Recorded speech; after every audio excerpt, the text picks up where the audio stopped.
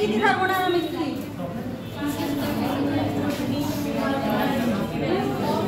Thermodynamics definition से start की थी। क्या थी थर्मोडायनामिक्स की डेफिनेशन? जिसमें हम किस चीज़ की स्टडी कर रहे हैं, फ्लो ऑफ हीट की स्टडी कर रहे हैं, वो हमारी क्या थी? थर्मोडायनामिक्स। उसके बाद हमने इसमें क्या पढ़ा था? क्या पढ़ा था? सिस्टम पढ़ा था। सिस्टम क्या था बेटा? जिसपे हम ऑब्जर्वेशन कर रहे हैं, मतलब जिसपे हम ये देख रहे हैं इफेक्ट पड़ क्या रहा है, ठीक है, वो हमारा क्या था? सिस्टम था। उसके बाद एक और चीज थी, वो क्या थी? सराउंडिंग। सराउंडिंग क्या थी? यूनिवर्स का वो पार्ट जो हमारे जिसपे ऑब्जर्वेशन कर रहे हैं उसके अलावा था, वो सब हमारा क्या था? सराउंडिंग। यूनिवर्स क्या था? यूनिवर्स हम किसे बोल रहे थे? सिस्टम प्लस सिस्टम और सराउंड को बेटा अलग अलग क्या कर रहा था? बाउंड्रीज।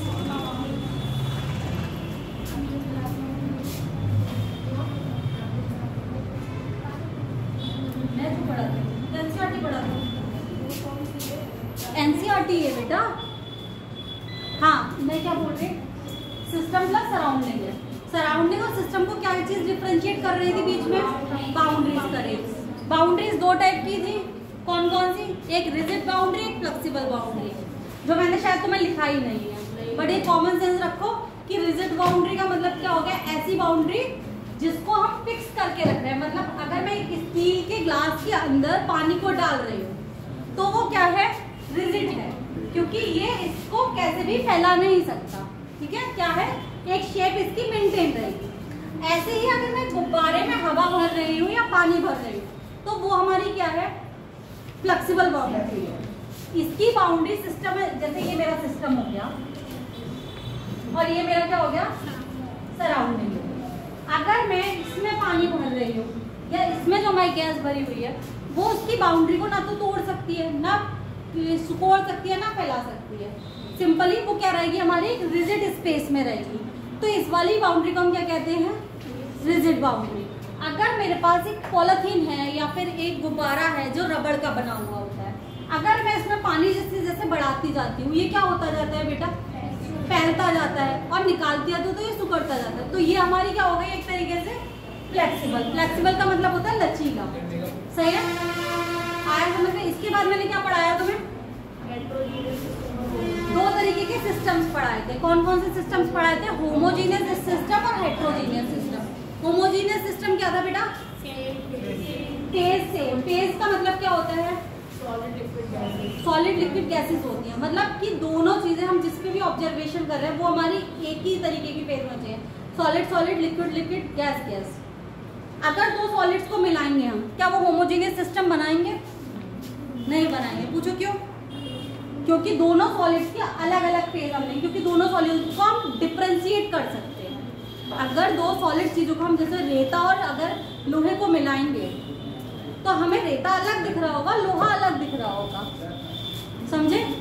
तो वो हमारी दो फेजेस में काउंट करी जाएंगी। दोनों सॉलिड है, दैट मीन्स एक फेज नहीं होगी। अगर दो सॉलिड्स है तो इट मीन्स दो फेजेस होंगी। तीन सॉलिड्स है तो हमारी कितनी फेजेस होंगी? तीन फेजेस होंगी। बट क्या हम गैसेस को डिफरेंशिएट कर सकते हैं? नहीं, गैसेस को हम डिफरेंशिएट नहीं कर सकते। तो ऐसे गैस, अगर हमें गैसेस सिस्टम दिया होगा तो वो ऑलवेज कैसा होगा? हमारा होमोजीनियस सिस्टम होगा। ऐसे ही दो टाइप के लिक्विड्स होते हैं। एक क्या होते हैं? जो आपस में मिक्सेबल होते हैं, मतलब आपस में घुल जाते हैं। ऐसे सॉलिड, ऐसे लिक्विड सिस्टम हमारे कैसे होंगे? होमोजीनियस सिस्टम होंगे। बट अगर मैं तेल और पानी को मिलाऊंगी, क्या वो एक दूसरे में मिलते हैं? नहीं। That is heterogeneous system. उसकी फेज कितनी हो जाती है? दो हो जाती है। समझ में आई इतनी चीजें? आगे समझ में? अब बताओ इसके बाद क्या पढ़ा था बेटा? टाइप्स ऑफ प्रॉपर्टीज में क्या क्या था हमारा? Extensive properties and intensive properties. Extensive properties क्या थी? एक्सटेंसिव बेटा कौन सी थी और इंटेंसिव कौन सी थी? एक्सटेंशन मतलब मास और वॉल्यूम पे क्या कर रही थी? हमारी मास एंड वॉल्यूम पे डिपेंड कर रही थी। सही है? और इंटेंसिव कौन सी थी? इंटेंसिव कौन सी थी? जो डिपेंड नहीं कर रही थी। ठीक है, अब मुझे एक बार इनके एग्जांपल्स बताओ। एक्सटेंसिव का मतलब शायद होता है विस्तृत और इंटेंसिव का मतलब होता है गहन। अगर जिसको समझ में नहीं आया वो नहीं इंग्लिश, बट मुझे लगता है इंग्लिश ज़्यादा सरल है इंटेंसिव और एक्सटेंसिव, तो इसलिए मुझे प्रॉपर्टीज जरा एक बार मैंने इसके तुम्हें जो एग्जांपल्स लिखवाए थे वो बता दो। कोई भी जिसको याद हो वो खड़े होके बता दो, नहीं याद हो तो एक एक करके सब बोल दो। एक एक कई थे। एक सेकेंड पहले मुझे बताओ एक्सटेंसिव बता रहे हो इंटेंसिव? एक्सटेंसिव में क्या क्या था बेटा? Internal energy. हाँ, इंटेंसिव बताओ। Temperature, volume. हाँ, वॉल्यूम इसमें नहीं था, वॉल्यूम पे तो अंतर पड़ेगा ना मास का। हाँ, मोलर वॉल्यूम होगा। Concentration, colour. ठीक है, उसके बाद क्या पढ़ा था बेटा? थर्मोडायनामिक वेरिएबल्स की बात करी थी हमने, वो क्या थे?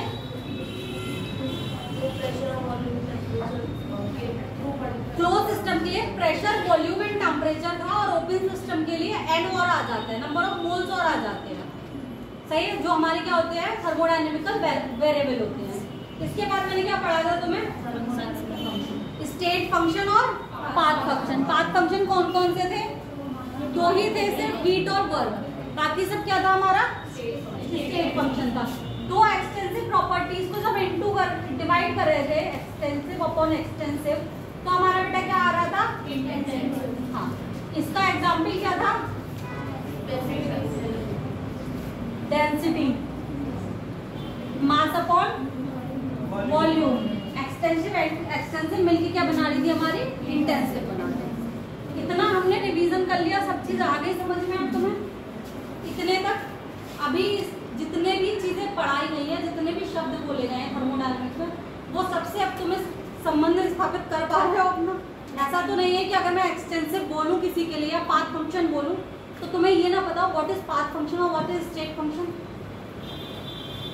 आ रहा है? क्यों?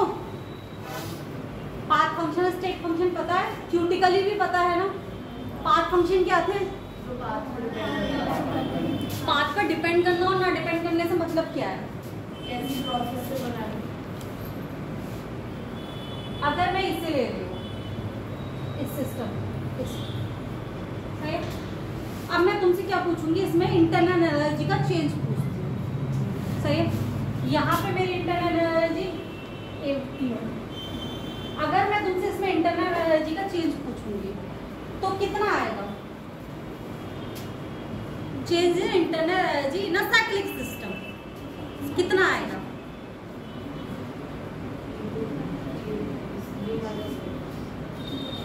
हमें पहले ये देखना चाहिए इंटरनल एनर्जी हमारा कौन सा सिस्टम है। Internal energy is a state function, सही है। मैं इस पूरे में तुमसे पूछ रही हूँ इंटरनल एनर्जी का चेंज क्या है? क्यों है? क्योंकि स्टेट चेंज ही नहीं हुई है। हम ए से शुरू करके फिर से ए पे ही आ गए हैं। जब हमारी स्टेट ही चेंज नहीं हुई तो वहां पे स्टेट फंक्शन का मतलब क्या हो गया? इंटरनल एनर्जी चेंज क्या हो गया हमारा? Zero. Like as displacement. Displacement का मतलब क्या होता है? शॉर्टेस्ट। और अगर मैं यहाँ से लौट के यहीं पे वापस आ गई तो डिस्प्लेसमेंट कितना हो जाता है? जीरो हो जाता है। बट डिस्टेंस कितनी हो जाती है? मतलब ये ए थी तो 2a हो जाएगी, क्योंकि मैं ए इधर चली और ए इधर चली तो मिलके हमारी क्या हो गई? जब पाथ फंक्शन की बात करते हैं तो प्रॉपर देखेंगे कि कितना चला है, लाइक अ डिस्टेंस। और जब हम स्टेट फंक्शन की बात करेंगे तो हम क्या देखेंगे? आखिरी अवस्था क्या है और पहली अवस्था क्या है। सिर्फ उसके बीच का डिफरेंस निकाल के हमें बता देना है। क्या बता देना है? कि हमारा स्टेट फंक्शन है या फिर पाथ फंक्शन। आया? जितने भी स्टेट फंक्शन होंगे अगर मैं उनका साइक्लिक प्रोसेस में चेंज पूछूंगी तो कितना आएगा? जीरो आएगा। और जितने भी पाथ फंक्शंस होंगे उनके लिए क्या होगा? अगर मैं यहीं पे वर्क पूछ लूंगी तुम्हें, वर्क क्या था हमारा? पाथ फंक्शन था। तो हमें क्या देखना पड़ेगा? तो हमें इस पूरे का एरिया देखना पड़ेगा। अगर ये पीवी ग्राफ पे बना हुआ है तो हमें इसका क्या देखना पड़ेगा? पूरे का एरिया देखना पड़ेगा। ये जितना एरिया कवर करेगा वो इसका मैग्नीट्यूड होगा, वही हमारा क्या होगा, वर्क, क्योंकि वो हमारा क्या है, पाथ फंक्शन है। हम किस तरीके से कहाँ तक कैसे पहुंचे इस सब पे डिपेंड करेगा। तो अब तुम्हें इतना समझ में बहुत अच्छे से आ गया। अगर मैं तुमसे पूछूंगी कौन सी एक्सटेंसिव प्रॉपर्टीज है, कौन सी इंटेंसिव प्रॉपर्टीज है, you can identify in the questions आराम से कि कहाँ पे कहाँ क्या हो रहा है, समझ में आएगा। इसके लिए देखो 2 चीज़ें तुम्हें हेल्प करेंगी। एक तो बेसिक जो टर्म तुम्हें याद हैं, लाइक मुझे पता है कि मास क्या होता है, मुझे पता है फोर्स क्या होता है, ठीक है, इनके थोड़े से फॉर्मूलाज याद रखो अपने दिमाग में। वर्क क्या होता है, हीट क्या होती है, इन सब चीज़ों के थोड़े थोड़े फॉर्मूला याद रखना। अगर फॉर्मूला में 2 ऐसी प्रॉपर्टीज आ गई जो एक्सटेंसिव है, अपॉन में आ गई, तो तुम्हें सीधे सीधे लिख देना है क्या है वो इंटेंसिव प्रॉपर्टी। अगर तुम्हारे में, जैसे कि हम किसकी बात कर रहे थे, अगर प्रेशर की बात कर रहे हैं, फोर्स अपॉन एरिया, फोर्स हमारा क्या था, एक्सटेंसिव प्रॉपर्टी था, एरिया भी हमारा क्या हो रहा था, एक्सटेंसिव प्रॉपर्टी था, ये मिलके क्या आ जा रही थी, इंटेंसिव प्रॉपर्टी आ जा रही थी। बट अगर तुमसे ऐसे कोई पूछेगा तो तुम्हारे दिमाग में शायद एकदम से ना आएगा, फोर्स मास पे डिपेंड करेगा नहीं करेगा, तो बहुत सारे लॉजिक्स लगा सकते हैं। बट जब हम चीज़ें मैथमेटिकली कर रहे होते हैं तो हमें थोड़ी सी क्या मिल जाती है, हेल्प मिल रही होती है। अब चलो तुम्हें कुछ नए टर्म्स और सीखो, क्योंकि हमारी थर्मोडायनामिक बेसिकली है वो क्या है, एक रिदम में पढ़ने के साथ साथ छोटे छोटे नामों को याद करना बहुत इंपॉर्टेंट है, क्योंकि इसमें फॉर्मूलाज बहुत ज़्यादा है। तो जिनसे क्वेश्चन ज़्यादा आते हैं उन फॉर्मूलाज को हम जल्दी से जल्दी करें, जिससे कि तुम उनका रिवीजन थोड़ा ज़्यादा करो, ठीक है। तो डालो टॉपिक हीट।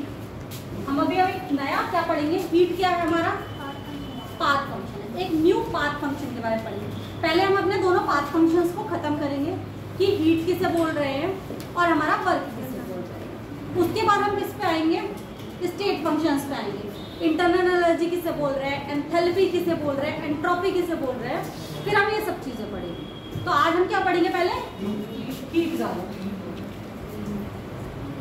अब हीट की लिखो डेफिनेशन बेटा।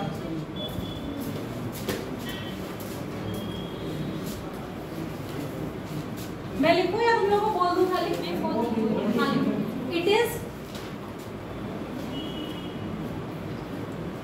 It is defined as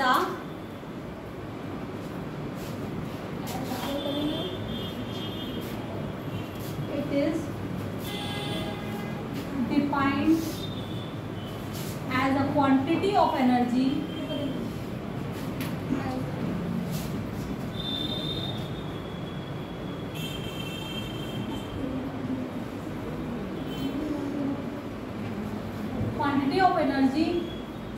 which flow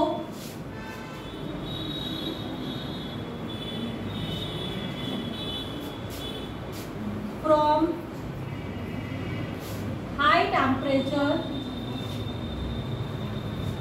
to low temperature, or we can say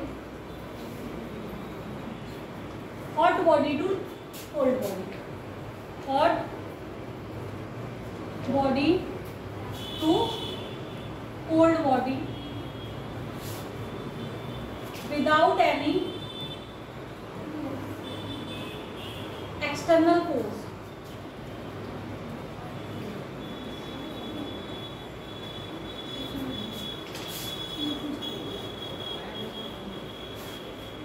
हो गया? हिंदी में बोलूं, ये एक तरीके से एक एनर्जी का एक टाइप है। देखो वर्क और एक ही एनर्जी है। हम लोग अभी पढ़ेंगे, क्या पढ़ेंगे, हमारी फर्स्ट लॉ ऑफ थर्मोडायनामिक्स पढ़ेंगे। वो है क्या है, हमें कंजर्वेशन ऑफ हीट है, जिसमें क्या, conservation of energy, sorry, conservation of energy का मतलब क्या है, एनर्जी जितनी भी होगी वो 2 चीजों में डिवाइड होगी, या तो वर्क करने में डिवाइड होगी या फिर हीट के फॉर्म में डिवाइड होगी। मतलब एक फॉर्म से दूसरी फॉर्म में सिर्फ और सिर्फ चेंज हो सकती है, वो खत्म नहीं होगी। टोटल जितनी भी हमारे पास क्या होगी, इंटरनल एनर्जी होगी, that is equal to work plus heat. तो यहाँ पे भी सेम चीज हो रही है, ये एनर्जी का ही एक फॉर्म है, क्योंकि वो हमें किससे पता चल गया, फर्स्ट लॉ ऑफ थर्मोडायनामिक्स से पता चल रहा है कि ये एनर्जी का एक इसमें क्या हो रहा है, ये बेसिकली डिपेंड कर रहा है टेम्परेचर चेंज पर, सही है। अगर मेरे पास एक रॉड है, ठीक है, मैं इधर से इसे गर्म कर रही हूँ, गर्म करना शुरू करती हूँ, तो धीरे धीरे हम लोग क्या करते हैं, देखते हैं इसमें से जो हमारी इधर की एनर्जी है, जो क्या है, हम इधर हीट दे रहे हैं, बट गर्म लगना हमें यहाँ भी शुरू हो रहा है ना, तो वो क्या हो, फ्लो ऑफ एनर्जी हो, वही हमारी क्या कहलाई, हीट कहलाई। फ्लो ऑफ एनर्जी जो कहाँ से चलती है, गर्म वाली चीज से ठंडी वाली चीज की तरफ चलती है, गर्म वाली चीज से ठंडी वाली चीज की तरफ चलेगी, तो एक टाइम ऐसा आएगा कि दोनों का टेम्परेचर इक्वल में आ जाएगा और वो हमारा क्या होगी, थर्मल इक्विलिब्रियम की स्टेट आ जाएगी। अब देखो इसमें लिखो, heat is a path function, heat is a path function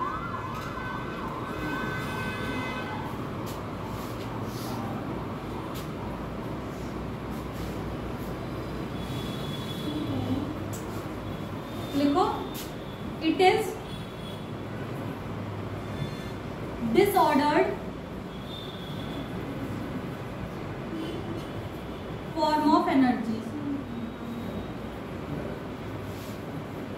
मतलब इसका कोई ऑर्डर नहीं होता, कोई डायरेक्शन नहीं होती, it is a disordered form of energy.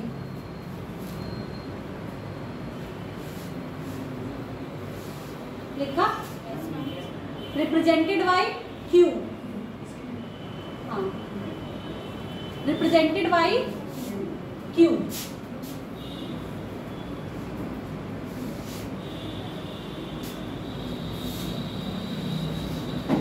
देखो अब सुनो, बेसिकली हीट किस फॉर्म में, दो टाइप से रहती है हमारे पास, एक हम क्या कहते हैं, लेटेंट हीट, लेटेंट हीट। दोनों फॉर्म बहुत इंपॉर्टेंट है, इनके तीन तीन फॉर्मूलाज हैं, most important in full thermodynamics. तुम्हें समझना पड़ेगा what is latent heat and what is sensible heat. दूसरी क्या है बेटा, सेंसिबल हीट। देखो हीट का चेंज दो टाइप से हो सकता है, एक किस चीज में हो सकता है, एक तुम्हारी फॉर्म चेंज करने में हो सकता है, आपकी फिजिकल स्टेट को चेंज करने में हो सकता है। मतलब कि अगर मेरे पास आइस है, क्या है, आइस है, इसकी फिजिकल स्टेट क्या है, सॉलिड स्टेट में, इसमें है ठोस अवस्था में। इसको मैंने अगर लिक्विड में भेजना है, किसमें भेजना है, लिक्विड में, तो मुझे इसको क्या करना पड़ेगा, एनर्जी देनी पड़ेगी in the form of heat, सही। जब हम इसे इसको हीट देते हैं, क्या, जब मैंने इसको हीट दी, ये एक सर्टेन टेम्परेचर पे आया, जिसपे इसने क्या किया, मेल्ट होना शुरू किया। उसको क्या करते हैं, जिस पे कोई भी ठोस मेल्ट होना स्टार्ट करता है, उसको क्या करते हैं, मेल्टिंग। जब हमें इसे इसके मेल्टिंग पॉइंट तक की हीट दे देंगे, कितना है, जो मेल्टिंग पॉइंट कितना है आइस का,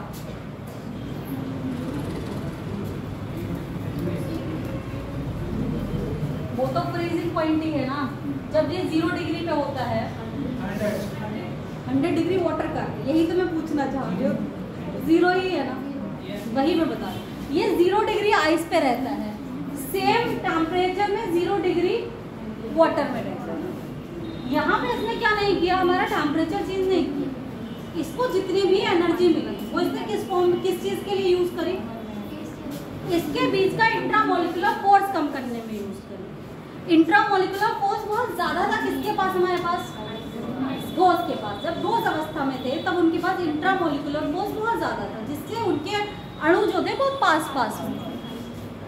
जो एनर्जी हमने दी उसको किस में यूज कर लिया इसने, इनके इंट्रामोलिकुलर फोर्सेस को कैंसिल आउट करने के लिए, कम करने के लिए, इनकी दूरी बढ़ाने के लिए। जैसे ही दूरी बढ़ी किसमें पहुंच गया, लिक्विड। जब इसको जितनी एनर्जी हमने दी वो इसने खत्म कर ली, तो इसके टेम्परेचर पे कोई भी असर नहीं पड़ा। मतलब 0 डिग्री का आइस हमारे 0 डिग्री सेंटीग्रेड के वाटर में चेंज होता है। ये हमारे किस में रहते हैं बेटा, इक्विलिब्रियम स्टेट में। किस में रहते हैं, इक्विलिब्रियम स्टेट में रहते हैं। इस वाली घटना को क्या कहेंगे हम लोग, सॉलिड टू लिक्विड जब जा रहा है तो इसको हम कहते हैं फ्यूजन। इसको क्या कहते हैं हम, फ्यूजन। लिक्विड से ये सॉलिड में जा रहा है तो हम इसे क्या कहते हैं? क्रिस्टलाइजेशन। क्रिस्टल्स बनाना है क्रिस्टलाइजेशन। क्रिस्टल्स होते हैं ना, सॉलिड किस फॉर्म में रहता है? क्रिस्टल्स की फॉर्म में रहता है ना। क्रिस्टल्स क्या होते हैं? जिनकी एक शेप होगी परफेक्ट, जिनके बीच में इंटरमोलिकुलर फोर्स बहुत ज़्यादा होगा, वो हमारे क्या कहलाएंगे? क्रिस्टल्स कहलाएंगे। तो जब हम इससे इसमें गए तो हमारा ये क्या कहलाया? क्रिस्टलाइजेशन। इतनी चीज समझ में आई अभी तक? हमने इसमें कौन सी हीट यूज करी, कौन सी फॉर्म ऑफ हीट है? ये दो फॉर्म्स लिखी हुई है मैंने, लेटेंट हीट और सेंसिबल हीट। तो हम इसमें कौन सी फॉर्म ऑफ हीट को यूज कर रहे हैं? Latent heat. इट मींस लिखो, लेटेंट हीट की डेफिनेशन लिखो यहाँ पर।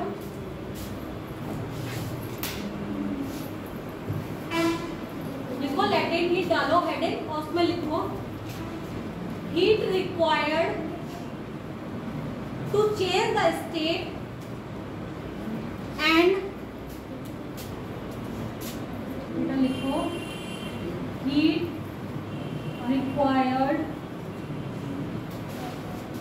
To change the state or phase of system without changing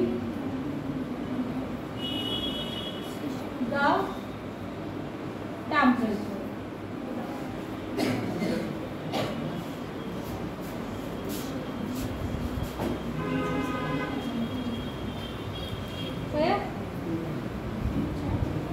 इस वाले पूरे को क्या बोलते हैं? हम लोग क्या बोल रहे होते हैं बेटा? Melting point. ऐसी अवस्था जिस पर ठोस और गैस किस में होते हैं? इक्विलिब्रियम में होते हैं, वो हमारी क्या कहला रही होती है? Melting point. जहां पे liquid and gas is in a equilibrium state, that is called boiling. सही है? अब देखो, अगर मुझे आइस है और ये क्या है मेरे पास? वाटर है। अगर मैं लेटेंट हीट ऑफ फ्यूजन दे रही हूं उसे, अच्छा एक चीज पहले और सीखो, साइन कन्वेंशन डालो। Sign convention of heat, sign convention of heat.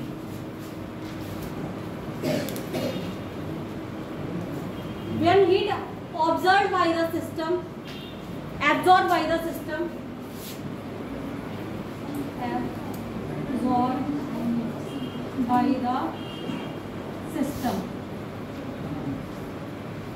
or given to system, given to system, तो ये कैसी होती है बेटा? पॉजिटिव। सही है? अब लिखो released by the system, released by the system or taken by the system, taken by the surrounding, sorry,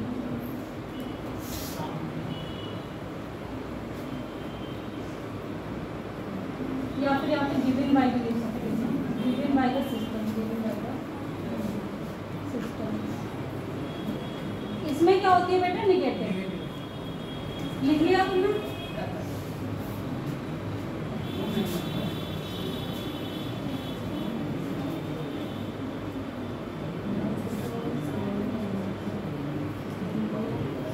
Heat given to the system or heat absorbed by the system is positive. Heat released by the system or heat released, heat given out of by the system, मतलब अगर system से निकाली जा रही है heat तो कैसी आती है बेटा? निगेटिव।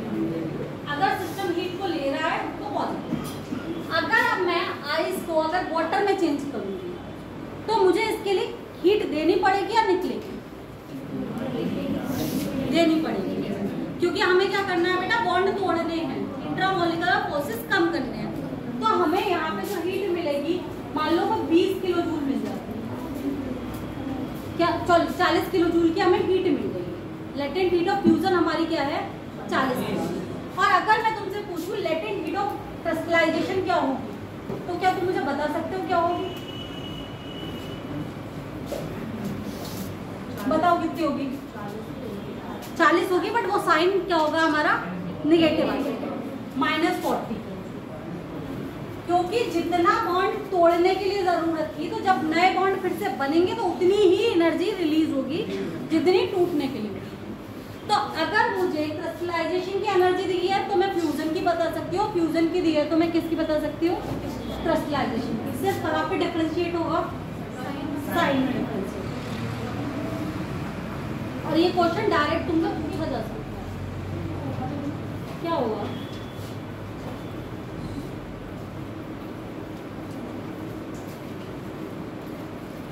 आ रहा है समझ में? अब लिखो सेंसिबल हीट। हेडिंग डालो सेंसिबल हीट। हीट रिक्वायर्ड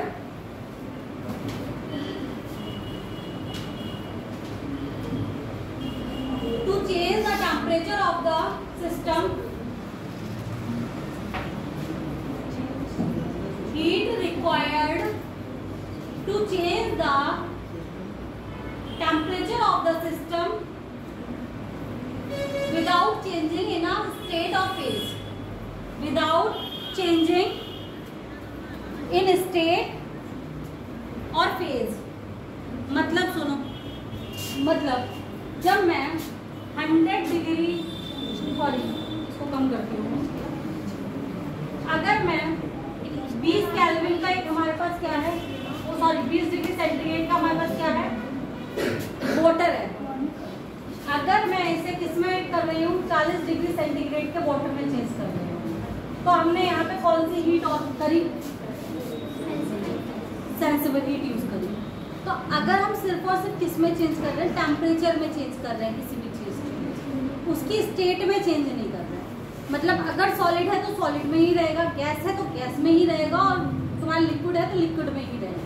तो जो वहाँ पे हमें एनर्जी को चेंज करने के लिए जिस हीट की फॉर्म में यूज कर रहे हैं, वो हीट हमारी कौन सी कहलाती है? सेंसिबल हीट कहलाती है। सेंसिबल हीट लिखिए। अब देखो, अब इसी पे हम लोग क्या करते हैं? अब इसके हम लोग क्या करते हैं, जो इसके 3 इंपॉर्टेंट फॉर्मूलाज हैं वो लिखो। लेटेंट हीट, आपका हेडिंग डालो तुम, calculation of latent heat.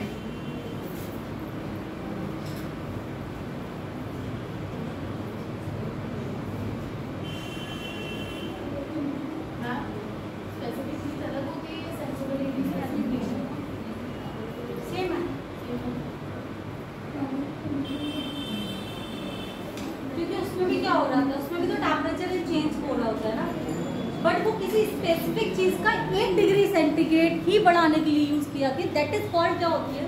1 degree centigrade है, 1 डिग्री केल्विन, सॉरी 1 केल्विन बढ़ाने के लिए जब यूज करते हैं तो हम उसे स्पेसिफिक हीट करते हैं, जिसको हम अभी पढ़ेंगे। बट हम सेंसिबल हीट की बात करें तो सेंसिबल हीट में ये जरूरी नहीं है कि हम उसका टेम्परेचर सिर्फ 1 ही डिग्री करें। सेंसिबल हीट इज, अगर मैं 20 डिग्री भी बढ़ा रही हूँ, अगर मैं 20 केल्विन भी बढ़ा रही हूँ, 20 फारेनहाइट भी बढ़ा रही हूँ, that is called sensible heat. But उसका क्या नहीं चेंज होना चाहिए? स्टेट चेंज होना चाहिए। बस लिक्विड है तो लिक्विड रहना चाहिए। अगर मेरे पास कोई भी रिएक्शन दी हुई है, अगर मुझे दोनों तरफ की फेजेस सेम दिख रही है, तो मुझे दिमाग में सिर्फ एक हीट आनी चाहिए, दैट इज कॉल्ड सेंसिबल। उसके बाद हम लगा लेंगे कि सेंसिबल में स्पेसिफिक हीट है, मोलर स्पेसिफिक हीट है, या फिर तुम्हारी क्या कहना चाहिए, एक और होती है, दोनों तीन टाइप की होती है, उनमें से कौन सी? ठीक है। तो अगर मगर मुझे दिख रहा है कि एक तरफ लिक्विड दे रखा है और एक तरफ सॉलिड दे रखा है, एक तरफ सॉलिड दे रखा है, दूसरी तरफ गैस दे रखा है, तो अगर हम कोई भी हीट यूज करेंगे तो वो हमारी कौन सी हीट होगी? लेटेंट, क्योंकि वहां पे हमने क्या चेंज किया?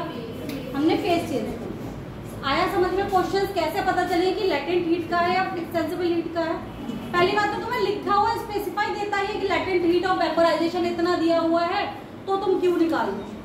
नहीं भी दे रहा है, अगर सिर्फ रिएक्शन दे दो, तुमसे पूछ लिया इसमें कौन सी हीट का चेंज आएगा, तो तुम्हें इतना सेंस होना चाहिए कि अगर फेजेस चेंज है तो हमारी लेटेंट हीट हो रही है, फेजेस चेंज नहीं है तो हमारी सेंसिबल हीट यूज हो रही है। चलो अब लिखो कैलकुलेशन ऑफ लेटेंट हीट। लिख ली? अब पहले डालो सबसे पहले लेटेंट हीट ऑफ वेपोराइजेशन।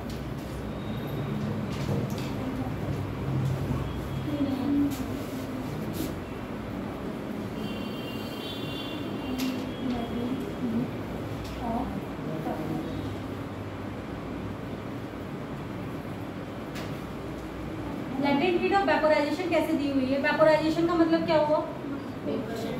मेरा गैस लिक्विड से किस में बन गया? गैस। अगर मैं एक यहाँ पे H2O ले रही हूँ इसमें लिक्विड में, और यहाँ पे H2O मेरा हो गया बेटा किसमें? वेपर फेज में, मतलब गैस फेज में। तो ये यहाँ से यहाँ तक क्या हुआ? ये दोनों जब इक्विलिब्रियम में होते हैं तो इसे क्या कह रहे होते हैं हम? Boiling point. ये हमारा क्या हुआ? Vaporisation, latent heat of vaporisation. इसमें जो हीट रिलीज होगी क्या होगी? हीट एब्जॉर्ब होगी या रिलीज होगी? एब्जॉर्ब होगी। इंट्रामोलिकुलर प्रोसेस को कम करना है ना अभी तो हमें, तो हीट क्या होगी? एब्जॉर्ब होगी। तो हीट जो एब्जॉर्ब होगी वो हमारी क्या कहलाएगी? Latent heat of vaporisation. ऐसे ही जब हम इससे इस फॉर्म में जाएंगे वापस तो हमारी हीट का साइन क्या आएगा? सेम गोज टू पॉजिटिव आएगा, क्योंकि हमारी हीट क्या हो रही है? सॉरी, हाँ, हीट रिलीज हो रही है। तो मैं गलत बोल गई शायद ना, उल्टा बोल गई ना। हाँ, ये वाला पॉजिटिव आएगा और ये वाला नेगेटिव आएगा, क्योंकि यहाँ ऑब्जर्व हो रही है और यहाँ पे क्या हो रही है? हमारी रिलीज। जब बॉन्ड्स तोड़ने की जरूरत पड़ेगी तो हमें एब्जॉर्ब करनी पड़ेगी हीट को, और जब बॉन्ड बनता है तो हीट हमेशा रिलीज होती है, इसीलिए स्टेबिलिटी गेन करता है। आ गया समझ में? ज़्यादा बार बार एक ही चीज़ को रिपीट करते रहते खुद कंफ्यूज हो गए। अब देखो QL का फॉर्मूला क्या होता है? M और N। M क्या है यहाँ पे? Q क्या है हमारी? पहले हीट है, सिर्फ हीट है, सही है? क्या Q क्या है हमारी? हीट है। L क्या है बेटा हमारी? Latent heat. Latent heat. अब Q का यूनिट्स क्या क्या होते हैं? जो एनर्जी की यूनिट्स होंगी वो सेम गोज टू किसकी होंगी? क्योंकि हमारी हीट क्या है? फॉर्म ऑफ एनर्जी है। जब एक ही चीज है तो यूनिट्स क्या होंगी हमारी? सेम होंगी। तो इसकी यूनिट्स क्या क्या होती हैं? जूल होती है, कैलोरी होती है, और एक यूनिट और कभी कभी हमें पढ़ने को मिलती है, that is called litre KG, जो हमें अधिकतर वर्क में पढ़ने को मिलेगी, बट दे यहाँ भी सकता है। ठीक है? अगर मैं 1 जूल बराबर बात करती हूँ तो कितने कैलोरी होते हैं?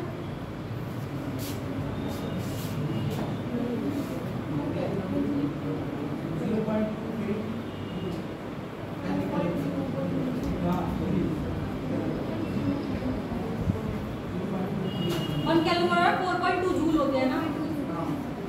1 कैलोरी बराबर, तो इसी में याद कर लो, 1 कैलोरी बराबर 4.2, सही है? सेम गोज टू अगर 1 लीटर एटीएम बराबर आता है, 1 लीटर एटीएम बराबर तो 1.13 जूल आता है। इसको हम कैलकुलेशन सिंपल करने के लिए 100 जूल कर लेंगे।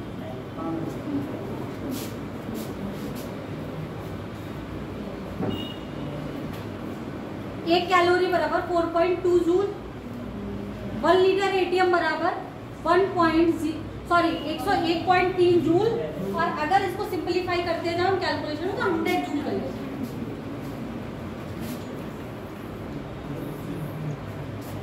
अब देखो हम इसके फॉर्मूले कहाँ से डिसाइड करते हैं? हमारा एक ही फॉर्मूला होता है Q/m, सही है?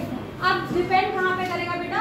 इसकी यूनिट पे डिपेंड करेगा कि m की वैल्यू हम किस यूनिट में रखेंगे।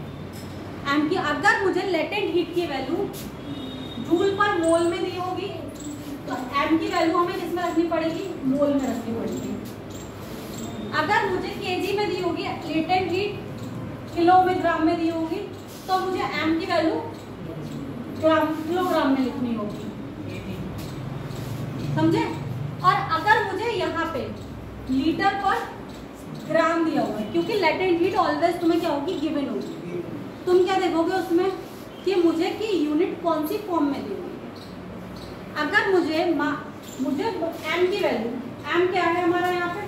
मास ही तो है, किसी भी चीज़ का m क्या होता है? मास होता है। अगर मुझे m किलोग्राम में दिया हुआ है, सही है, और मेरी लेटेंट हीट की यूनिट जो दी हुई है वो किस में दी हुई है? लेटेंट हीट की यूनिट हमें किस में दी हुई है? जूल पर ग्राम में दी हुई है, सही है?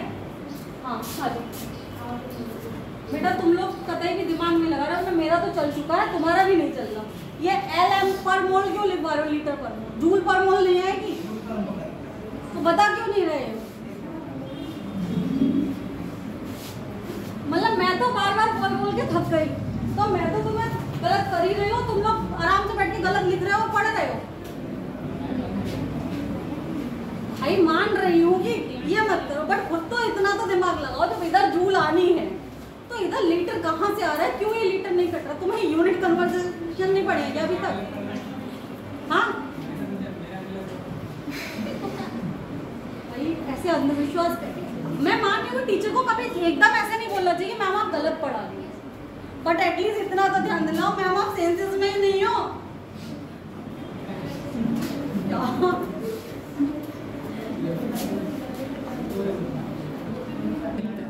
चलो लिखो लेकिन लीड का फॉर्मूला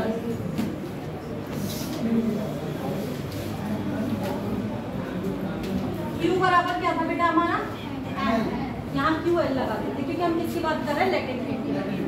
हमें फाइनली फॉर्मूले में किस में लेके आना है, हीट का फॉर्मूला, मतलब हमें या तो जूल में लेके आना है या हमें कैलोरी में लेके आना है, ठीक है, या हमें लीटर एटीएम दिया होगा तो लीटर एटीएम में लेके आना है। इसके लिए हमें क्या देखना होगा, हमें जो लेटेंट हीट ऑफ वेपोराइजेशन दी हुई है, ये लेटेंट हीट ऑफ क्रिस्टलाइजेशन दी हुई है, व्हाटएवर दी हुई है, सही, लेटेंट हीट जिसकी दी हुई, हमें उसकी क्या करनी पड़ेगी बेटा, क्वेश्चन सॉल्व करने के लिए यूनिट चेक करनी पड़ेगी।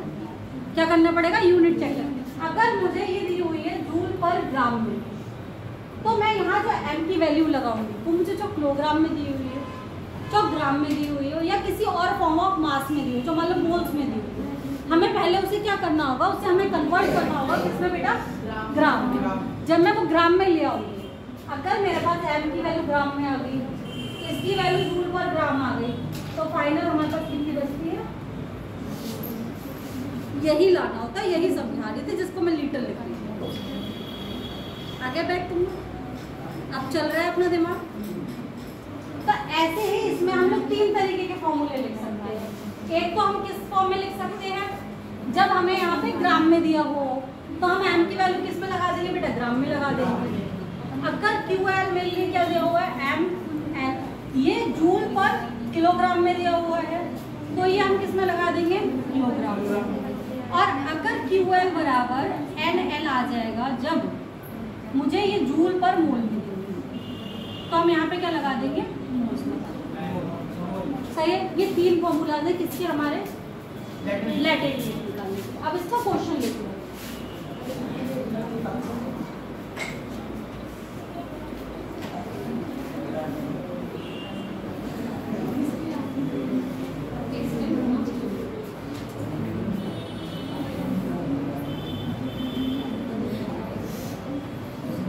प्लीज यार देखो, सच में दिमाग आंखें कान सब खोल के रखा करो। अगर गलतियां होती है तो थोड़ा तुम्हें डाउट हो तो बोलो तो at least.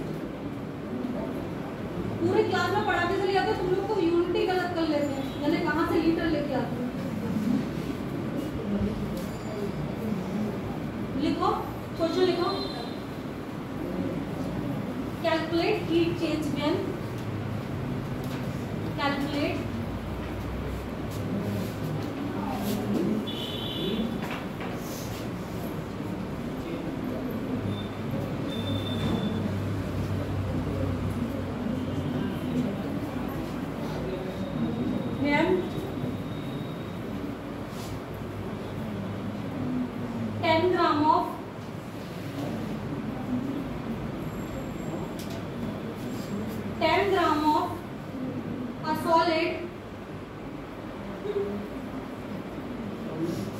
is subjected to fusion. 10 gram of a solid is subjected to fusion. It is subjected to fusion at its melting point.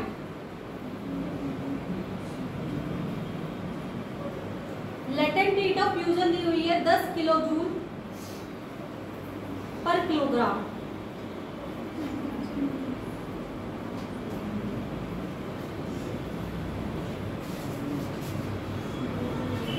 हमें m कितना हुआ दिया हुआ है बेटा, बोलो, 10 ग्राम दिया हुआ है, सही है। लेटेंट हीट ऑफ फ्यूजन दिया हुआ है हमें कितना दिया हुआ है? 10 किलो जूल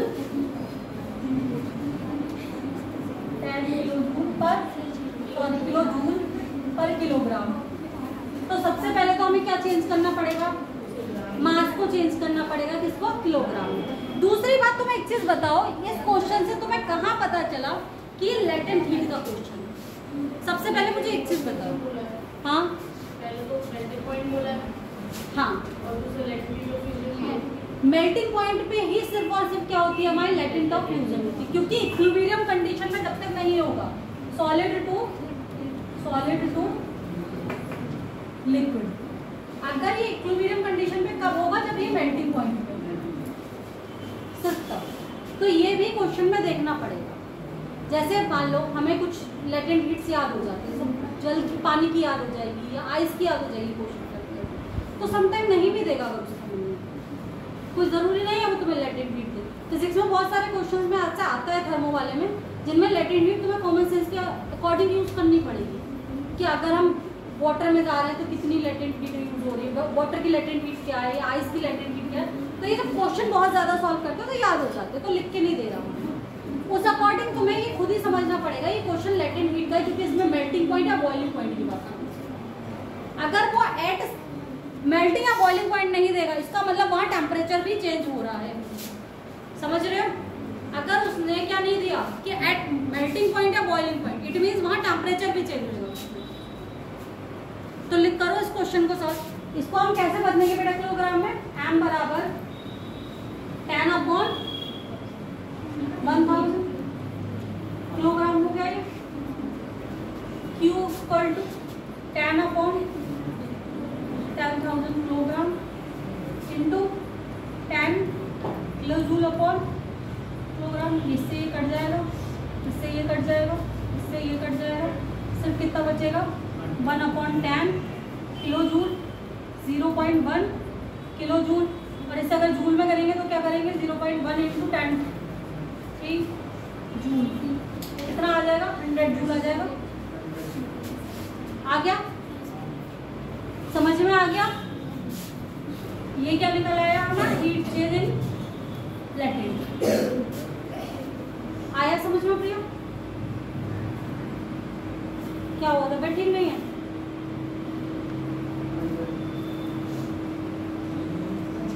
राहुल समझ में आ रहा है? तब सही हुई नहीं है तो फिर इतने गुमसुम कहे बैठे हो जो क्लास में मुझे ऐसा लग ही नहीं रहा है कि बैठे हो।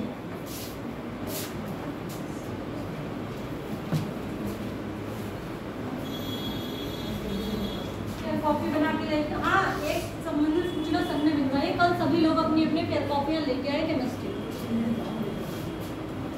आपका सर खुद ही कोऑर्डिनेटर है, खुद ही चेक करें। सही है? अपसेट होने की गलती ना करे, कल नहीं देखी जाएगी तो फिर वरना वो परसों देखेगी। इसलिए जितने लोग भी अपने काम जहाँ आप खोल के सोच रहे हो कल जल्दी कर लेंगे वो मत करना। समझ में आ रहा है?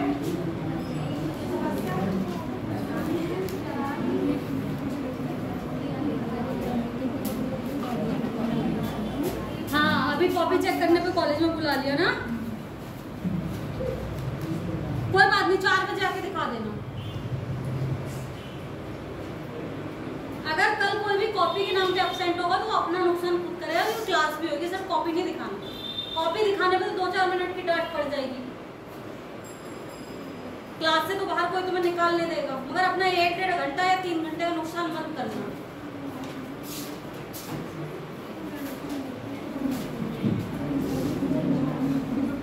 दूसरा लिखो,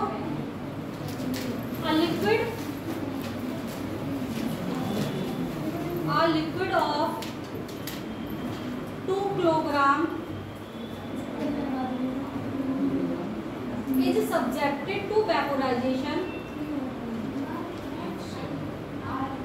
A liquid of 2 kilogram is subjected to vaporization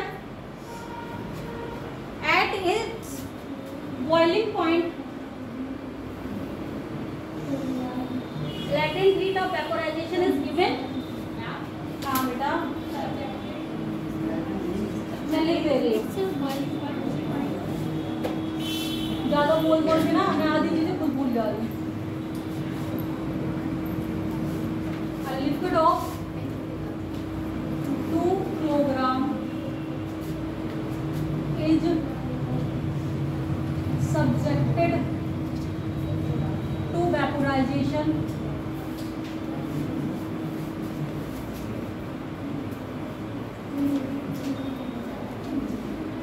at boiling point. Latent heat of vaporization दी हुई है कितनी? 120 जूल पर ग्राम।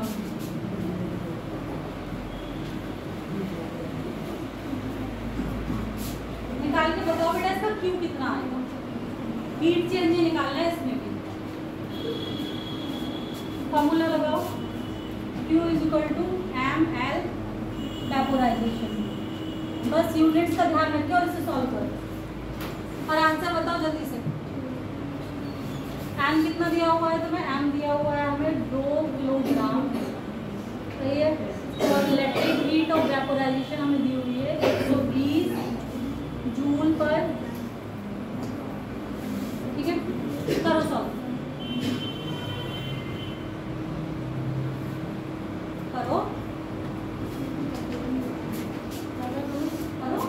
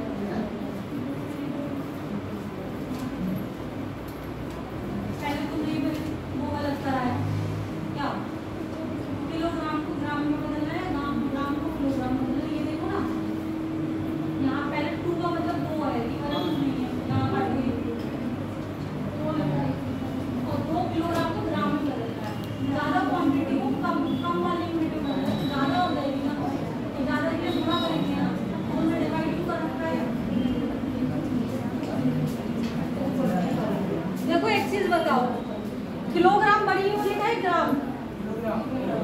किलोग्राम हमारी क्या है? ग्राम से बड़ी यूनिट है, सही है। जब हम इससे छोटी यूनिट में बदलेंगे तो इट मीन्स ये ज्यादा क्वांटिटी में होनी चाहिए ना, तो हमें यहाँ इंटू करनी पड़ती है बेटा, समझ में आए? 2 × 1000 से क्या करते हैं हम लोग? इंटू करते हैं, तो कितना आ जाता है? 2000 ग्राम आ जाएगा ना। अब इनकी इंटू कर लो। तुम लोग फिजिक्स में क्या पढ़ रहे हैं? यूनिट कन्वर्जेशन नहीं पढ़ी है? तुम्हारे फिजिक्स वाले सर भी मेरी ही तरह दुखी होंगे तुमसे, मुझे समझ में आ रही है। कितना आया? हाँ, अब इसे क्लोजिंग में बदलो, डिवाइडेड बाय 1000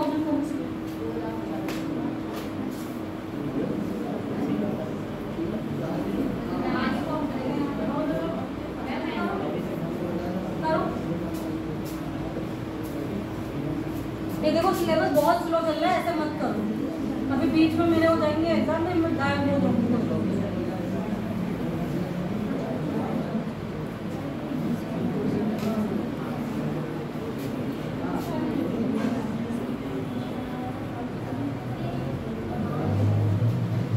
जूल आ गया, इसको किलो जूल में बदल लेंगे।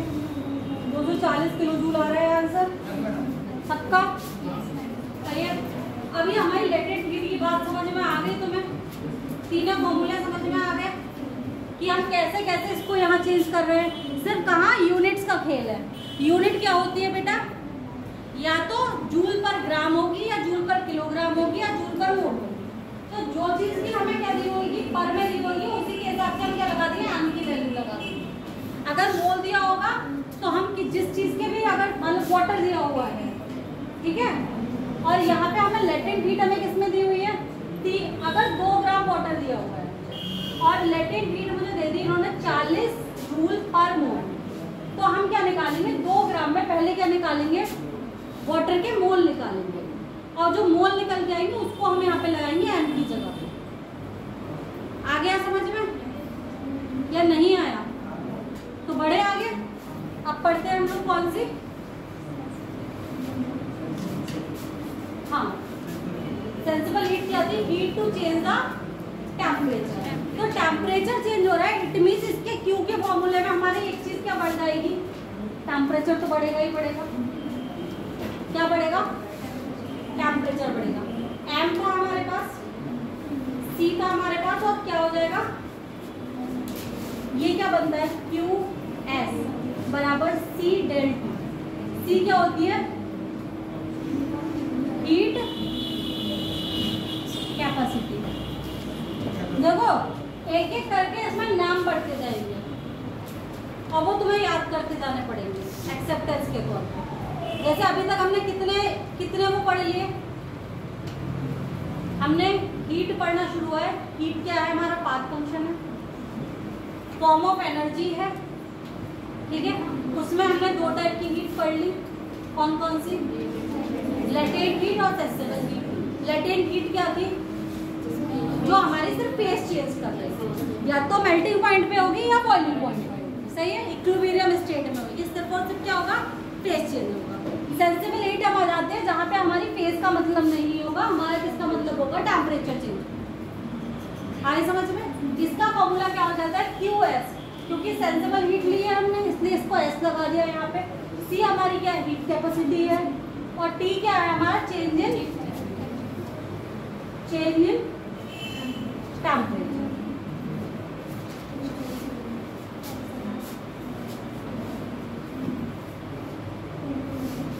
हीट कैपेसिटी क्या होती है बेटा, लिखो, heat required to change the temperature of a system by 1 degree और 1 केल्विन। 1 डिग्री सेंटीग्रेड या फिर 1 degree kelvin.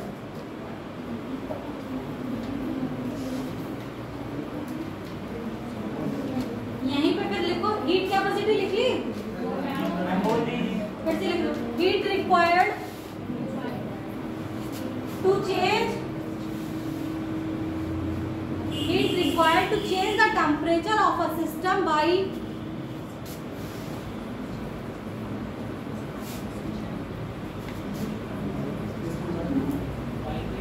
change the temperature of system by 1 degree centigrade or 1 Kelvin is called heat capacity.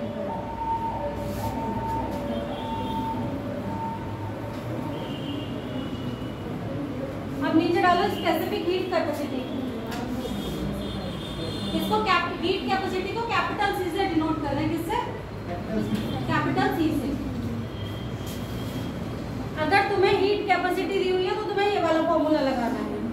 अगर तुम्हें स्पेसिफिक हीट कैपेसिटी दी है तो कौन सा formula लगाना है वो अभी हम डिस्कस करेंगे। आगे तो लिखो स्पेसिफिक हीट कैपेसिटी।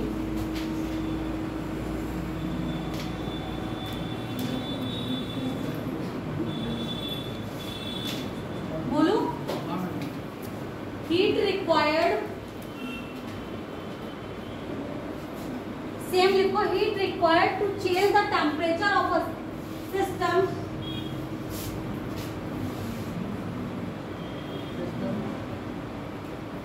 सॉरी यहाँ पे लिखो 1 किलोग्राम, सिस्टम से पहले 1 किलोग्राम या 1 ग्राम ऑफ अ सिस्टम। यहाँ पे टेम्परेचर ऑफ 1 किलोग्राम और 1 gram of a system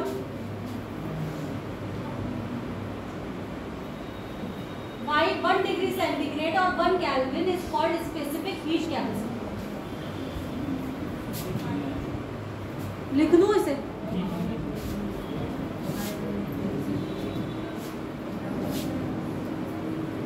Heat बोलो, to increase the temperature, to increase the temperature of 1 kilogram और 1 gram of a system by 1 degree centigrade or 1 Kelvin is called specific heat capacity. अब हो गया, लिख ली अभी भी नहीं लिखी? इसको स्मॉल ई से डिनोट, स्मॉल सी से डिनोट करते हैं। किससे करते हैं? इसमें लिखो Q बराबर QS बराबर MC डेल T, इसका फॉर्मूला है MC डेल T। M की वैल्यू सेम गोज टू, जैसे इसकी यूनिट आएगी, जैसे अभी हम पीछे वाले में लिख रहे थे ना, किलोग्राम या फिर ग्राम या फिर मोल, वहां से आ जाएगी। ठीक है। C की यूनिट क्या होगी बेटा? C की यूनिट क्या होगी? C तो हीट है ना एक टाइप की, तो क्या होगी? जूल पर किलोग्राम, जूल पर ग्राम, जूल पर मोल। और एक यहाँ पे टीवी है, तो एक और चीज आ जाएगी यहाँ पे साथ में, केल्विन, केल्विन और केल्विन। आया समझ में? क्योंकि अधिकतर जब हम थर्मोडायनेमिक्स पढ़ रहे होते हैं, हम टेम्परेचर को किस में लेते हैं? एब्सोल्यूट टेम्परेचर वाली यूनिट में लेते हैं, दैट इज केल्विन। यहाँ पे क्या होंगे हमारे? जूल होगा या कैलोरी होगा या फिर क्या हो सकता है? एम की वैल्यू कहाँ से डिसाइड होगी? इस वाली यूनिट से डिसाइड होगी। अगर ग्राम हो सकती है, किलोग्राम हो सकती है, या क्या हो सकती है? टेम्परेचर की तो केल्विन हो सकती है। लिख लिया तुमने ये फॉर्मूले? अब क्वेश्चन करें, आ जाए क्वेश्चन पे। अच्छा, एक टर्म और लिखो, मोलर हीट कैपेसिटी।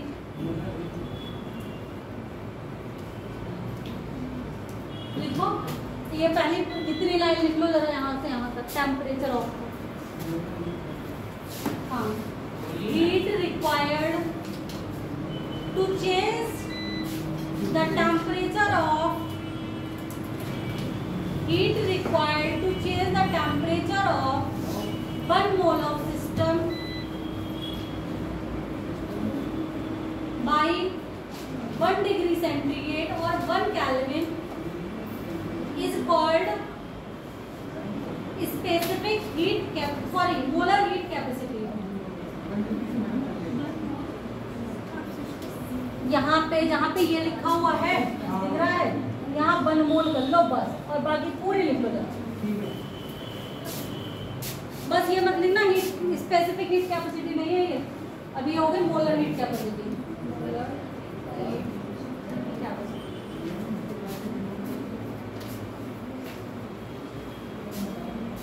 लिखा नहीं, वो लिखे था, मैंने बोला ना, हाँ 1 मोल इसके ऊपर कॉमन सेंस की पढ़ी, केल्विन लिखा हुआ है इस पर, हमने लिख दिया।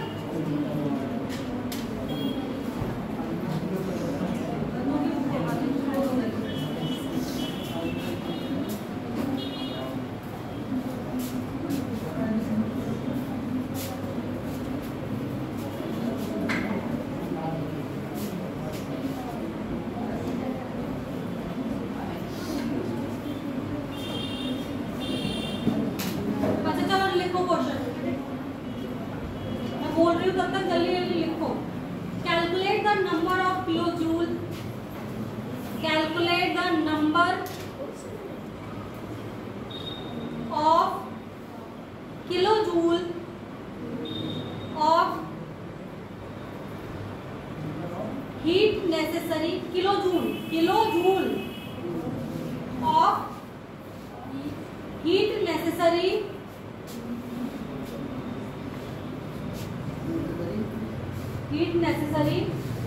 to rise the temperature of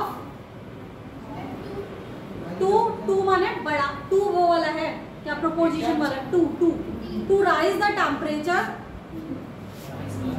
RAISE बढ़ाना, raise the temperature of 60 gram of aluminium, 60 है gram of aluminium from 35 degree centigrade to 35 degree centigrade से 55 डिग्री सेंटीग्रेड तक बढ़ाने के लिए।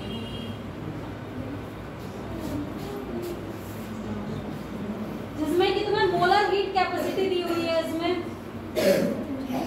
24 जूल पर मोल केल्विन, 24 जूल पर मोल केल्विन। एम कितना दिया होगा बोलो तुम लोग? 60 सही है। उसके बाद क्या दिया हुआ है तुम्हें? मोलर हीट कैपेसिटी दी हुई है। क्या? मोलर हीट कैपेसिटी कितनी दी हुई है? 24 जूल पर मोल केल्विन। ये काय का दिया हुआ है बेटा? एल्युमिनियम का। एक चीज समझ में आ रही है ना? क्या समझ में आया तुम्हें अभी तक के क्वेश्चन से? कुछ आया समझ में इस क्वेश्चन को सॉल्व करने के लिए? टेम्परेचर चीज कितना दिया हुआ है? 55 डिग्री आना है, मतलब ये दिया हुआ है T2 - T1 बराबर 20 डिग्री सेंटीग्रेड। डेल्टी दिया हुआ है, सही है? इतना ही तो दिया हुआ है। करो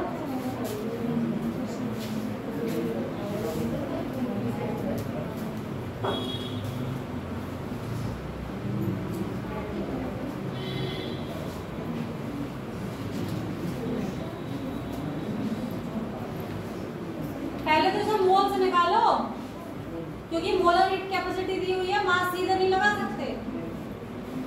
27 60/27 गुणा 24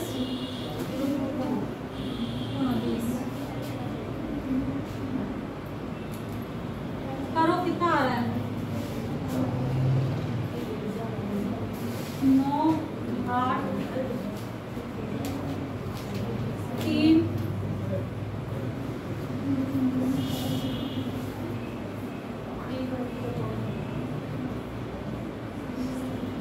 कितना आ रहा है? मम्मी केल्विन में बोलते हैं केल्विन में। हाँ बदल लो, नहीं भी बदलोगे तो कोई फर्क नहीं पड़ेगा। टेम्परेचर चेंज है। देखो कितना आ रहा है? 1066.7 करके आएगा ना। ये किस में आएगा? हमारा जूल में आएगा। हमें किस में बदलना है? किसने में पूछा था? उसमें किलो जूल में पूछा था। तो अब किलो जूल में बदलने के लिए हमें क्या करना पड़ेगा? 1066 किलो जूल। हो गया? आगे बढ़े। दूसरा क्वेश्चन।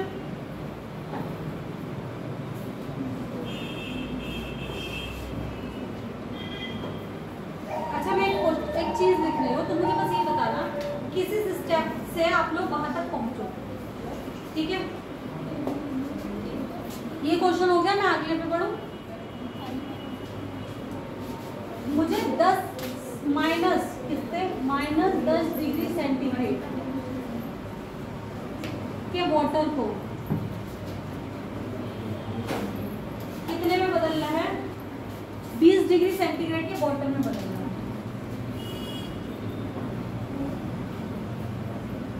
सही है? तुम यहां से यहां तक कैसे आओगे मुझे बस ये बता दो। सॉरी ये -20 में तो आइस होगी ना, ये वाटर ले सकता है, ये सॉलिड फॉर्म में। सही है? देखो कैसे कैसे वहां तक पहुंचोगे हम, कौन कौन सी एनर्जीज को यूज करेंगे, कौन कौन सी हीट को यूज करेंगे।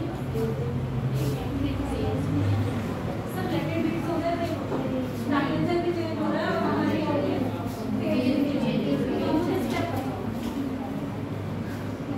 पहले हम कहां से कहां तक जाएंगे, फिर हम कहां से कहां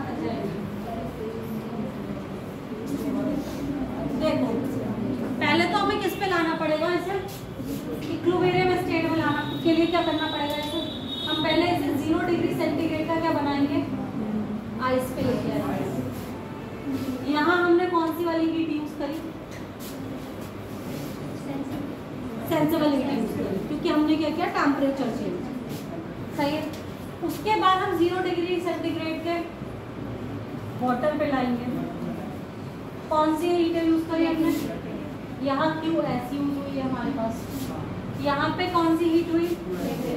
QL ही लेटेंट हीट हुई, क्योंकि हमने यहाँ पे क्या करा? फेस चेंज किया, बट टेम्परेचर इज सेम। तो यहाँ पे क्या हुआ हमारा? QL यूज हुआ। उसके बाद हम इसको क्या करेंगे बेटा? फिर से कौन सी हीट चेंज होगी? सेंसिबल हीट चेंज होगी, क्योंकि हमने यहाँ फेस चेंज नहीं किया।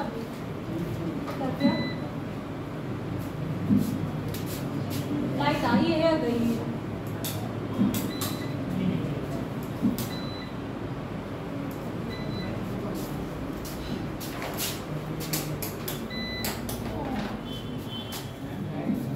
पढ़ना है ना तुम्हें?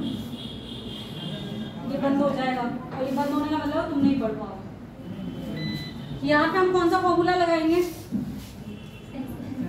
सेंसिबल हीट वाला। क्या था बोलो? यही था ना? यहाँ पे हम कौन सा लगाएंगे?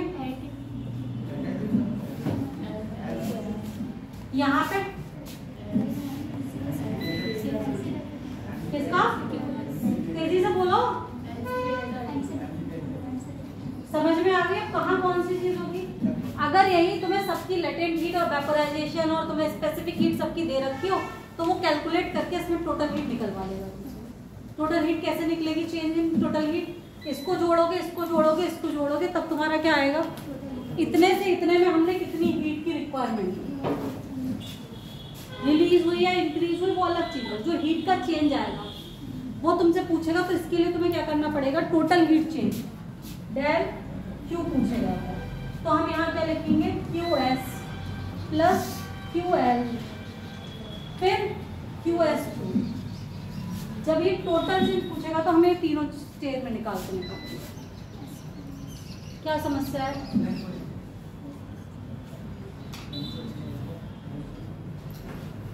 आई समझ में कि अगर मुझसे एक क्वेश्चन में क्या पूछेगा? टोटल हीट चेंज पूछेगा, तो वो क्या होती है हमारी? हम जिस स्टेज से उस तक पहुंचे वो हमारी क्या होगी? Total heat change. समझ में आ गया? यहाँ तो तुमसे चलो अभी क्या पूछा था बेटा? सिर्फ लिक्विड स्टेट में पूछा था। यहीं पे वेपर में भी तो पहुंचा सकता था ना इसे। तो हमारे स्टेप्स क्या होते?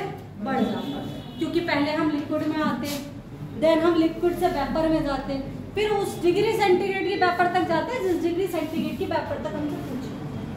तो ये 3 स्टेप में भी हो सकता है प्रोसेस, 4 स्टेप का भी हो सकता है, 5 स्टेप का भी हो सकता है। मेंटली प्रिपेयर रहना कि जब भी अगर हीट चेंज पूछ रहा है ऐसे किसी में भी, तो कैलकुलेशन होगी। और कैलकुलेशन करते हुए तुम्हें ध्यान क्या रखना है कि m की वैल्यू क्या लगाऊंगी? वो कहाँ से लगेगी? लेटेंट हीट की वैल्यू हमें जिस यूनिट में दी होगी या स्पेसिफिक हीट की वैल्यू हमें जिस यूनिट में दी होगी, वहां से हमारा क्या होगा? क्या होगा? वहां से हमारा चेंज होगा। सही है? चलो, इतना तुमने क्या पढ़ लिया हीट के बारे में। अब हीट के बारे में हमने क्या क्या पढ़ा, एक बार मुझे फिर से बता दो जरा।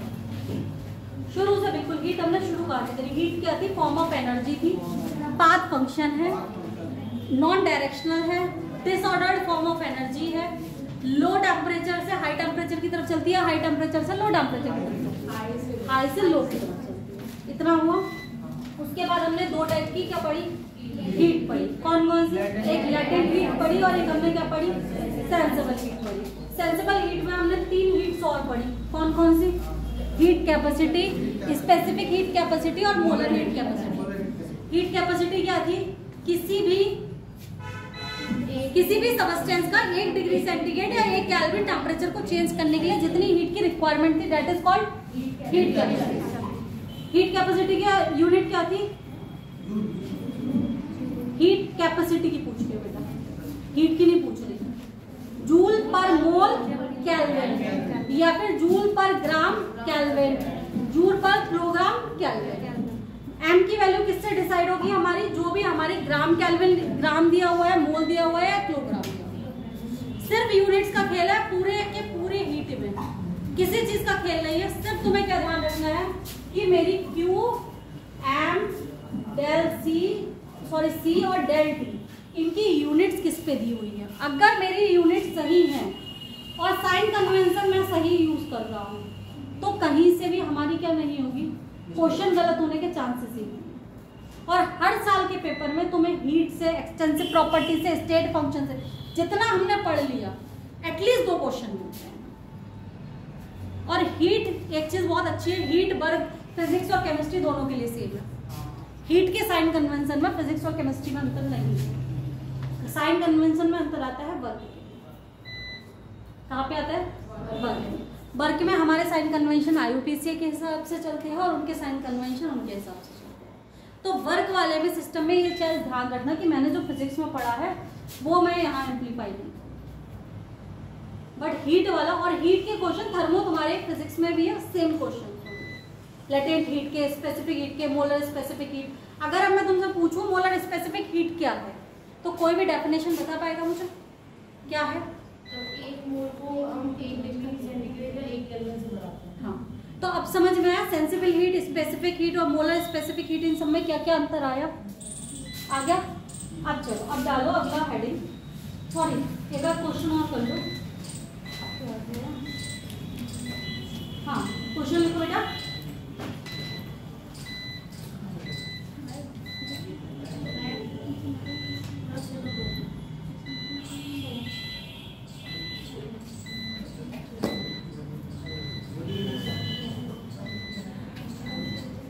Calculate the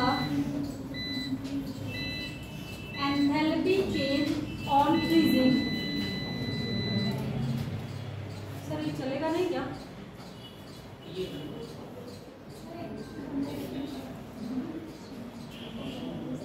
Calculate the, question तो लिखो तुम लोग। Calculate the enthalpy change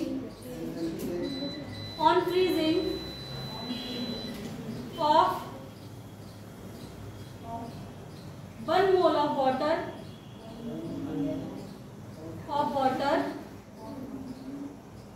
at 10 degree centigrade to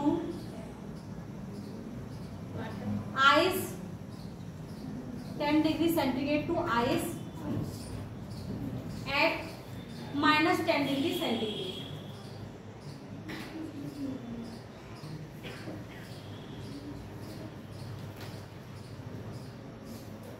ये एनसीईआरटी का क्वेश्चन है तुम्हारे का। लिखो del fusion,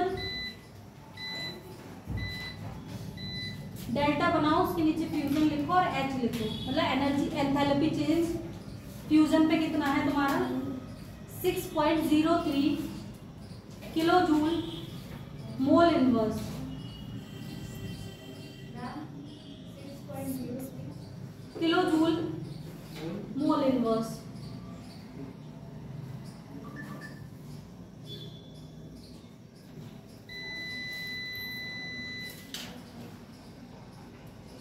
at 0 degree centigrade। अब लिखो specific heat of water in liquid state, specific heat of water at liquid state, sorry ये दी हुई है 75.3 मोल inverse kelvin inverse.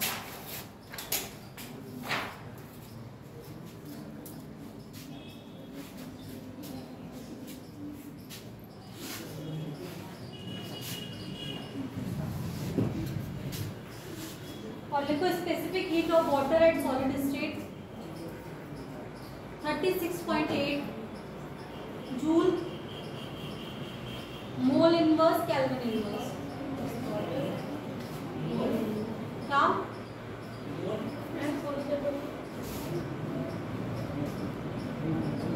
36.8 joule mole inverse and kelvin inverse. तुमने जो मुझसे पूछा पूछा था वहाँ चेंज की बात, जो हम लोग सेंटी वो कर रहे थे ना कि हमने टेम्परेचर चेंज किया, क्योंकि हम टेम्परेचर का चेंज ले रहे हैं। तो दोनों में ही 273 जोड़ के भी घटाएंगे तो भी सेम आएगा, और डिग्री सेंटीग्रेड में घटाएंगे तो भी सेम। चेंज तो वही आएगा ना, क्योंकि हम सेम यूनिट जोड़ेंगे ना दोनों में, इसलिए। अब चलो इस क्वेश्चन में पूछा क्या है और करना क्या है ये देखो। यहाँ पे तुम्हें एंथैल्पी चेंज दे रखा है। एंथैल्पी चेंज और एनर्जी चेंज में कोई भी डिफरेंशिएट नहीं आने वाला। जैसे हम लोग अभी तक क्या निकाल रहे थे, हीट का चेंज निकाल रहे थे, सेम नहीं है। अब करो इसे, पहले हमें क्या दिया हुआ है, वाटर ऑफ कितना दिया हुआ है, बोलते जाओ प्लीज मुझे, मतलब बार बार इसमें 10 डिग्री। हमें इसे चेंज किस में करना है ये बता दो मुझे। आइस में चेंज करना है, -10 डिग्री सेंटीग्रेड।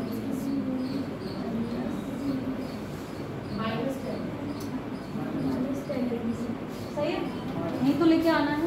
अब कैसे कैसे लेके आओगे स्टेप बताओ। यहाँ से हम लोग पहले कहाँ तक जाएंगे, वाटर लेके आएंगे हम किसमें, 0 डिग्री सेंटीग्रेड। उसके बाद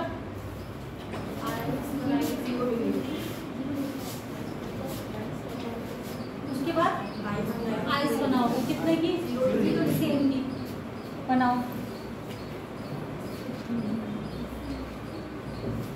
उसके बाद यहाँ पे पहुंच जाएंगे। 3 स्टेप आगे टोटल हमारे, किस किस में कौन कौन सा यूज हुआ। ये कौन सी हीट है हमारी, सेंसिबल हीट। ये कौन सी है हमारी, और ये हमारी कौन सी है, तो ये हमारी क्यों हो गई, QS हो गई 1। ये क्या हो गई, QL, और ये हमारी क्या होगी बेटा। अब इनके फॉर्मूलाज लगाओ और जो जो तुम्हें क्या दी हुई है, नंबर्स दिए हुए हैं उसे चेंज करो। अब तो मुझे ये बता दो, तुम्हें हीट ऑफ फ्यूजन दी हुई है, वो तुम्हें कहाँ यूज करनी है।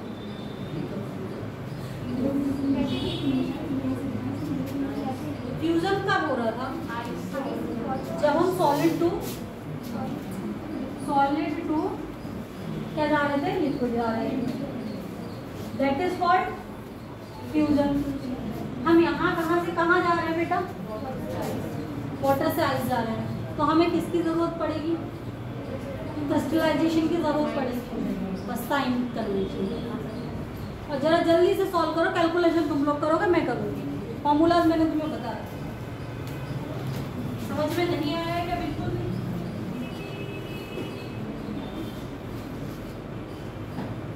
किस किस को बिल्कुल समझ में नहीं आया तो ये क्वेश्चन खुद सॉल्व ही नहीं कर सकता, ऐसे लोग जरा हाथ उठाओ। बताओ बेटा, किस किस को बिल्कुल ऐसा समझ में ही नहीं आया कि ये क्वेश्चन कैसे सॉल्व करना है, पता हो तुम्हें। कैलकुलेशन होना बिल्कुल नहीं समझ में आया कि कैसे होगा।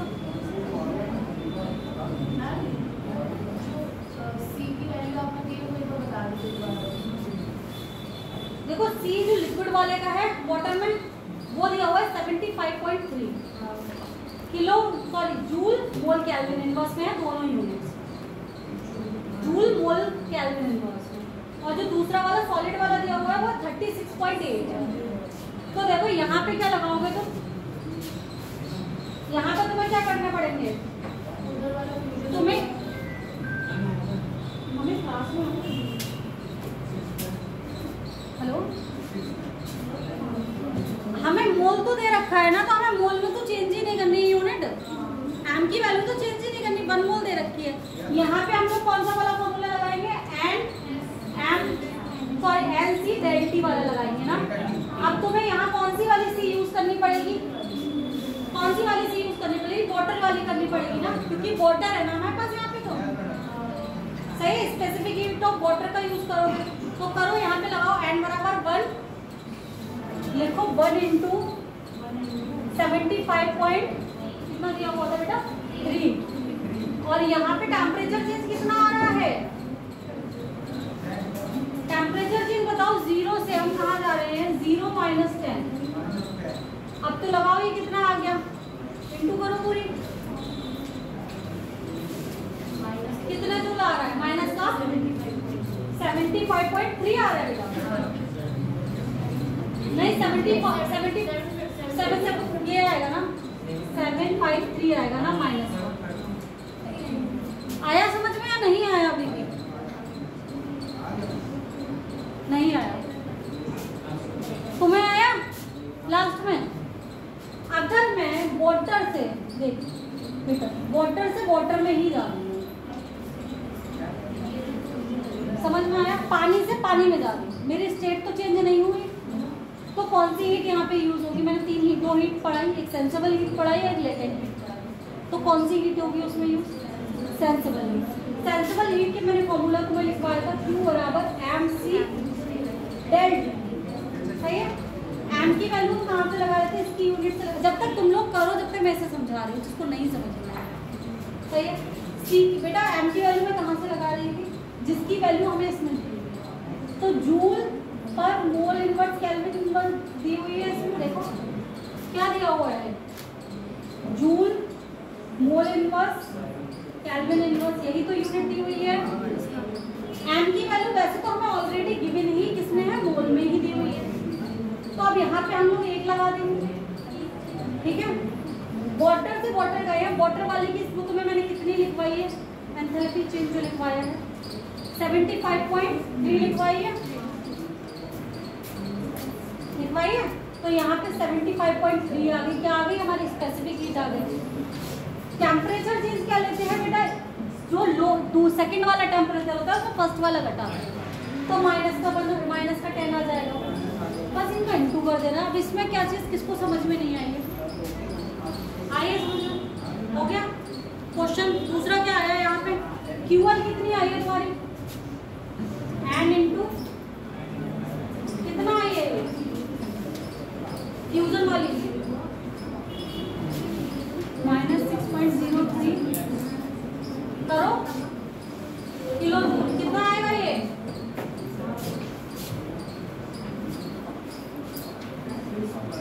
इसको भी किसमें बदल लेना? जूल में बदल लेना।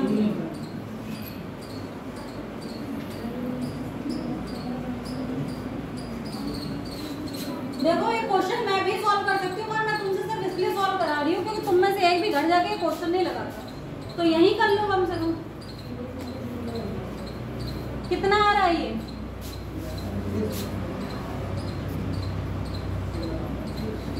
वन इंटू 6.03 और ये किलो जूल में आ रहा है। अब हम जब इसे 1000 से इंटू कर लेंगे तो 6.06030 जूल आ जाएगा, सही है? वो भी माइनस का आएगा ना? क्यों आएगा minus? Heat of vaporisation, fusion दे रखी है, हमें क्रिस्टलाइजेशन चाहिए, ये आगे हमारी Q है। अब इस वाले का Q बस निकालो, same and C delta T से निकालो जरा। एक गुणा ये कितनी दी हुई थी? 36.8 इंटू टेम्परेचर चेंज बेटा कितना हो रहा है? -10 to 0, तो ये कितनी आ रही है माइनस का? 36.8 जूल, इतना आ गया। अब इन सबको जोड़ लो, जो माइनस माइनस है वो एक में जुड़ जाएंगे, प्लस वाला उसमें से घट जाएगा, और यहाँ तो सब माइनस है तो सब जुड़ जाएंगे, टोटल कितनी आ जाएगी? 715 कितना आ रही है? 7151। जब तुम इसे जोड़ोगे किस किस को? -5753 प्लस -6030 -368, ये बेटा कितनी है? किलो जूल में आई, जूल में 7151 आएगी ना, जूल में आएगी ना अभी। अब इसको किलो जूल में कर लो, किलो जूल में करने के लिए क्या करोगे? 7151/1000 कर दोगे, ये 3 0 हटा दोगे, यहाँ पे लगा दोगे 7.151 किलो।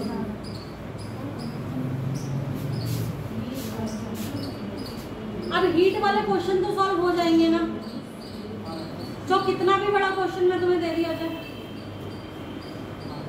क्योंकि तुम्हें स्टेप वाइज ही तो चलना है। सिर्फ ये देखनी है कहाँ पे कौन सी हीट यूज हो रही है, लेटेंट हीट यूज हो रही है, स्पेसिफिक हीट यूज हो रही है, साइन कन्वेंशन ध्यान रखना है। जैसे कि हमें दिया हुआ फ्यूजन था, हमें लगाना यहाँ क्या था, क्रिस्टलाइजेशन था, तो हमें साइन उल्टे करने पड़े। ये सब चीज़ें दिमाग में कॉन्सेप्ट क्या करने हैं, तुम्हें रिवाइज करने हैं अपने आप कि अगर मुझे वेपोराइजेशन दिया हुआ है और मुझे किस में जाना है, क्रिस्टलाइजेशन में जाना है, तो मैं कैसे जाऊँगा, या मुझे फ्यूजन दिया हुआ है तो क्रिस्टलाइजेशन में कैसे जाऊँगा, क्रिस्टलाइजेशन दिया है तो फ्यूजन कैसे होगा। ये साइन कन्वेंशन तुम्हारे किससे आएगा बेटा, बार बार प्रैक्टिस करने से आएगा।